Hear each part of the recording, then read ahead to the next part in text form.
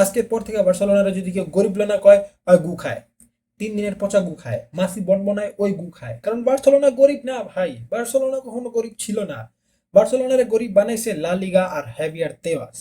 ওর যে লা লিগার যে cap system, I mean salary cap system, ওটা বার্সেলোনারে পুরো ডুবাই রাখছিল। কারণ ভাই বার্সেলোনা যেই প্লেয়ার মন চায় সাইন করতে পারতো, বাট রেজিস্টার করতে পারতো না, কারণ লা লিগা স্যালারি ক্যাপ বসায় থুয়ে দিছে। যার কারণে ভাই তুমি বুঝতে পারতেছো, একটা জিনিস বুঝো, যে বার্সেলোনা একে তো লা লিগা জিতছে, জিততে পাইছে কদ্দুর, মাত্র 55 মিলিয়ন। তাও কি ওটা 5 বছরে দিব 55 মিলিয়ন লা লিগা চ্যাম্পিয়ন হওয়াতে।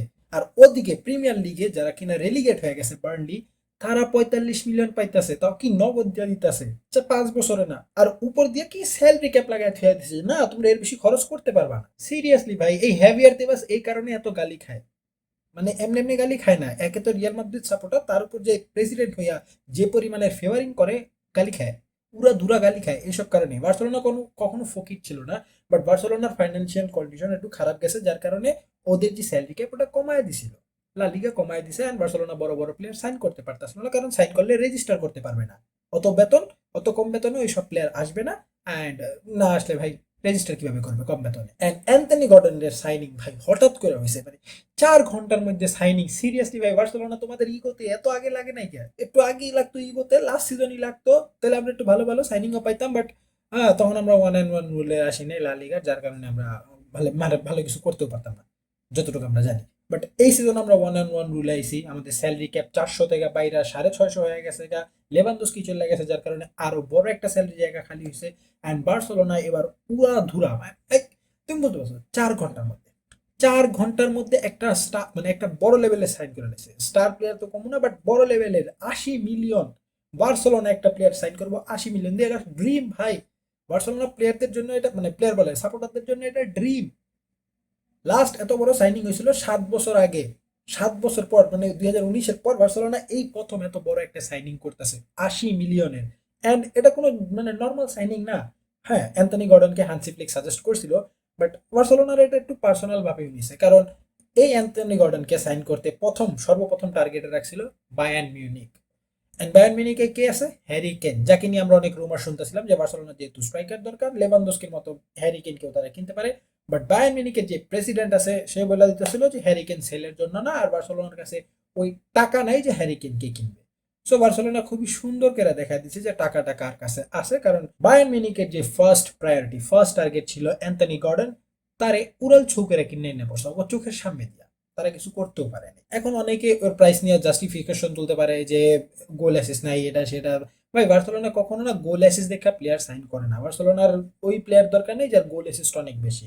লাইক তুমি র‍্যাশফোর্ডকে দেখো, ও এই সিজনে মানে লাস্ট সিজন যখন প্রিমিয়ার লিগে খেলতেছিল, অত হাই নাম্বার প্রডিউস করতেছিল না, বাট বার্সেলোনায় ওকে আইন না একটা হাই নাম্বার প্রডিউস ওয়ালা প্লেয়ার বানায় দিছে। সো বার্সেলোনা ওরকম একটা টিম যে তোমার মানে হাই নাম্বারের দরকার নেই, বার্সেলোনা আসলে তোমার হাই নাম্বার হয়ে যাবে, I mean in terms of number. But তোমাকে কিছু দিক ফলো করতে হবে বার্সেলোনায় খেলতে হলে, বার্সেলোনার সিস্টেমে খাপ খাওয়াইতে হলে, হান্সি ফ্লিকের সিস্টেমে বিশেষ করে। কারণ এই জায়গায় তুমি যদি একদিন ফরওয়ার্ড হও, তোমাকে হাই প্রেসিং হতে হবে, বল কন্ট্রোল ভালো থাকতে হবে, ড্রিবলিং ভালো থাকতে হবে। আর ভাই প্রেস তো মাস, মানে তোমার প্রেস করতেই হবে, অন্য অন্য কিছু না, প্লেয়ারদের প্রেস করতে হবে। তুমি যদি হাই প্রেস না করতে পারো, তোমার বার্সেলোনা মানে ফিট হবে না, তুমি বার্সেলোনায় থাকতে পারবে না। আর হ্যাঁ, এখন অনেকে বলতে পারে যে বার্সেলোনা কি তাহলে রাশফোর্ডকে সাইন করবে না? আমাদের রাফিনি আছে, অ্যান্থনি গর্ডন এসে পড়ছে, বাট স্টিল আমরা র্যাশফোর্ডকে এখনো মানে ছাইরা দিতেছি এরকম না। র্যাশফোর্ডের ক্লস যে 26 মিলিয়নের ক্লস আছে, অ্যাক্টিভ করার চান্স এখনো বার্সেলোনার কাছে আছে। আর বার্সেলোনা সেটা করার মানে চিন্তা ভাবনা করতেছে, এখনো সিউরিটি দেয় নাই, কোনো অফিসিয়াল স্টেটমেন্ট দেয় নাই যে আমরা সাইন করবোই। বাট এখনো অ্যাজ এ ব্যাকআপ হিসাবে অ্যান্থনি গর্ডনই তো ব্যাকআপ। বাট তারপরেও বার্সেলোনার ইচ্ছা আছে যে র্যাশফোর্ডের ডিলটাকে আরো হয়তো বা 1 ইয়ার লোনে এক্সটেন্ড করতে পারে, আর যদি না হয় কিনতেও পারে। But the thing is Rashford আর অ্যান্টনি গর্ডন দুইটা কাইন্ড অফ সেম প্রাইসে যাবে। হ্যাঁ, এখন বলতে পারো যে র্যাশফোর্ড তো মাত্র 30 মিলিয়ন, অ্যান্টনি গর্ডন তো 80 মিলিয়ন, কেমনে কি? এই জায়গায় একটু লজিক আছে, অ্যান্ড সেটা হইতেছে তাদের বোনাস, স্যালারি ক্যাপ এবং কন্ট্রাক্টে। র্যাশফোর্ডকে কিন্তু এলে 3 ইয়ারের কন্ট্রাক্ট দিতে হবে, আর অ্যান্থনি গটনকে 5 ইয়ারে। সো 5 ইয়ারকে তুমি যদি ওই 70 ধারা, আই মিন 10 মিলিয়ন তো বোনাস তো বাদ দাও, 70 ধারা ভাগ করো, তারপর র্যাশফোর্ডের যে 30 ওটাও তুমি 3 ধারা ভাগ করো, মানে 70-এর 5 ধারা, এটা 3 ধারা। তারপর হচ্ছে অ্যাডামস আছে বোনাস বাদে, অ্যাডামস, স্যালারি ক্যাপ, এটা সেটা, অ্যানুয়াল বোনাস, এটা সেটা নিয়ে অলমোস্ট সিমিলার কাইন্ড অফ হয়ে যায়, বাট এদিক দিয়ে তুমি পেতেছো কি একটা প্লেয়ার যে কিনা বয়সও কম, র্যাশফোর্ড থেকে 2 বছর কম, 2 বছর না 3 বছর, র্যাশফোর্ডের 28 বছর বয়স আর অ্যান্টনি গর্ডনের 25, 3 বছরের কমতি আছে। আর এদিক দিয়ে তুমি অ্যান্টনি গর্ডন পাইতেছো যে কিনা প্রেস করতে পারে, খুবই ভালো প্রেসার ভাই। তুমি যদি ইন টার্মস অফ নাম্বার বলো প্রেসিং এর দিক দিয়া প্রিমিয়ার লিগে ও নাম্বার 1-এ আছে অ্যাজ এ ফরওয়ার্ড প্রেসিং এর দিকে। সো বুঝতেই পারতাছো বার্সেলোনা বা হানসি ফ্লিক কেন ওকে সাজেস্ট করছে। অ্যান্ড যেহেতু হানসি ফ্লিক আমাদেরকে 2 সিজনে প্রুভ করে দেখাইছে যে বার্সেলোনা কি কি করতে পারবে যদি ভালো প্লেয়ার থাকে। 2 সিজনে ভালো প্লেয়ার ছাড়া আমরা মানে টপ ক্লাস কোনো সাইনিং ছাড়াই আমরা অলরেডি 5টা ট্রফি জিততে ফেলছি অ্যান্ড একটা ক্লাবকে পুরো ট্রফিলেস বানিয়ে দিছি 2 বছরে।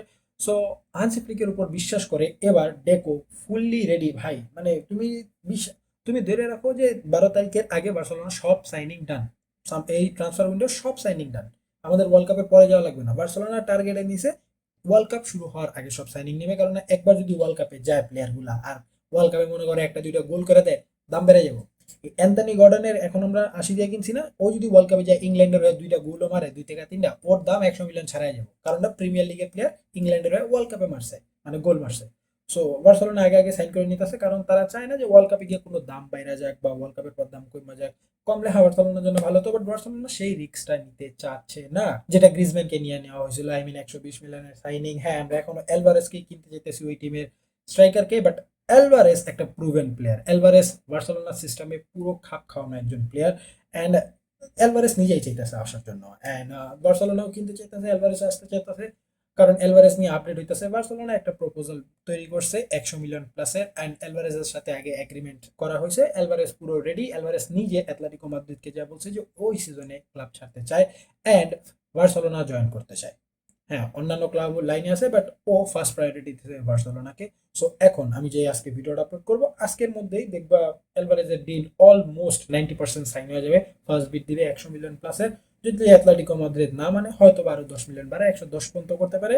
বাট এটা শিওর থাকো অ্যালভারেজ সাইন হয়ে যাবে। বার্সেলোনা অ্যান্থনি গর্ডনকে অ্যাজ এ লেফটিং হিসাবে আনছে, রাফিনিয়ার ব্যাকআপ হিসাবে। কারণ রাফিনিয়া আর অ্যান্থনি গর্ডন বোথ আর 99% same profile, totally same profile ভাই। এন্ড বার্সেলোনায় আসলে এক একটা প্লেয়ারের নাম্বার কোন জায়গায় চলে যায় সেটা আমার বোঝানো লাগবে না, রেশফোর্ডকেই দেখো তুমি বুঝতেই পারতেছো। এন্ড হ্যাঁ এখন অনেকে বলতে পারে যে আমরা কি খালি ফরওয়ার্ডই নিব, আমাদের কি ব্যাকলাইন দেখার ইয়া নাই, যে যে জায়গায় ব্যাকলাইন পুরো ফাঁকা হয়ে আছে। সো ব্যাকলাইনের দিক দিয়ে বার্সেলোনা একটু ভাবতেছে। সর্বপ্রথম জাও কানসেলো এই সিজনে হাফ সিজনের পর লোনে আসছে, বাট জাও কানসেলোকে আমরা পার্মানেন্ট ডিলে কিনবো। তার জন্য আগে জাও কানসেলোকে আল হিলালের সাথে তার যে ডিল ওটা বাদ দিতে হবে। বাদ দিলে এজ এ ফ্রি এজেন্ট হিসাবে জাও কানসেলো বার্সেলোনা জয়েন করতে পারবে এন্ড এটা অনেক বড় কোনো ব্যাপার না, এটা ইজিলি করা যাবে। আল হিলাল সহজে বাদ দিতে পারবে এন্ড জাও কানসেলো যেহেতু বার্সেলোনা আসতে চাইতেছে, মন প্রাণ দিয়ে দিতেছে, জান প্রাণ যে বার্সেলোনায় আসবে। আমাদের একজন ভালো ডিফেন্ডার দরকার, বাস্টনিলে অনেক রুমার উঠতেছিল, এখন আবার কথা চলতেছে যে ইন্টার নাকি বাস্টনিকে আনটাচেবল বানায় দিছে, বাস্টনিকে তারা বেচবে না। বাট দেখা যাক এট দিন কি হয়। বার্সেলোনা যে পরিমাণে টাকা খরচ করতেছে এই ট্রান্সফার উইন্ডোতে ভাই, they are going to be mad. So এটা শিওর থাকো আমাদের একটা মানে ব্যাকলাইনে একজন প্লেয়ার আসবে, জাও কানসেলো ছাড়াও আর একজন ডিফেন্ডার আসবে।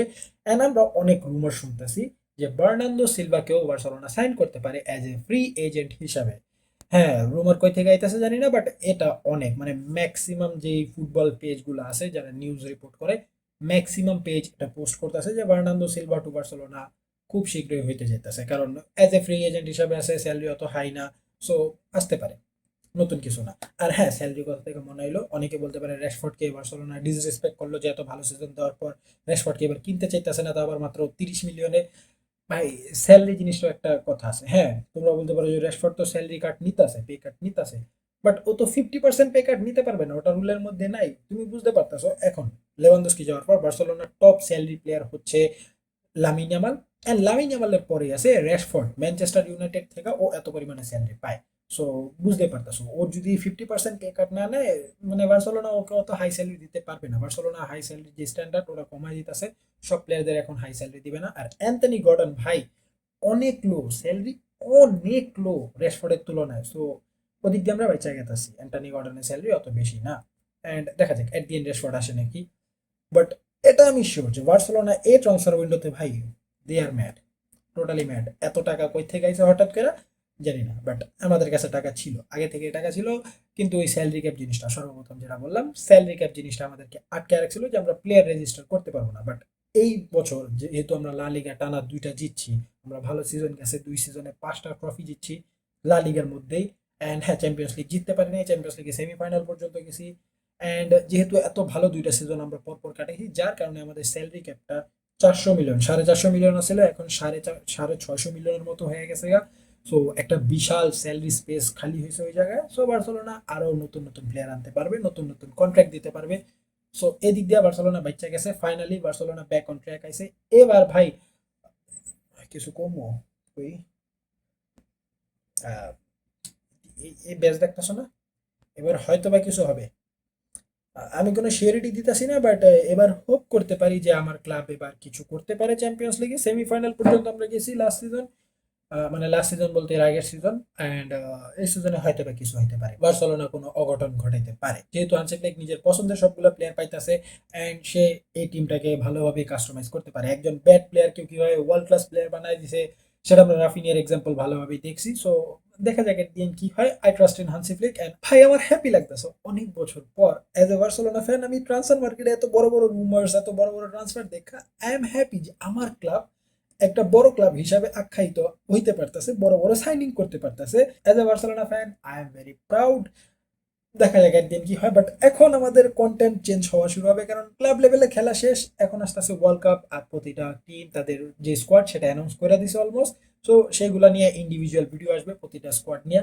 সেগুলো দেখার জন্য অবশ্যই চ্যানেলকে সাবস্ক্রাইব করে দাও। এই ভিডিও ভালো লাগলে অবশ্যই লাইক করে দাও, কমেন্ট করে জানাতে পারো তোমার মতামত বার্সেলোনার এই ট্রান্সফার উইন্ডো নিয়ে। অ্যান্ড যদি টিকটকে বা অন্যান্য কোনো জায়গায় দেখা থাকো অবশ্যই ভাই ফলো করে দাও, প্লিজ ফলো করে দাও, একটা ফলো তো। যাই হোক, দেখা হচ্ছে তোমাদের সাথে নেক্সট ভিডিওতে। Until then, peace out.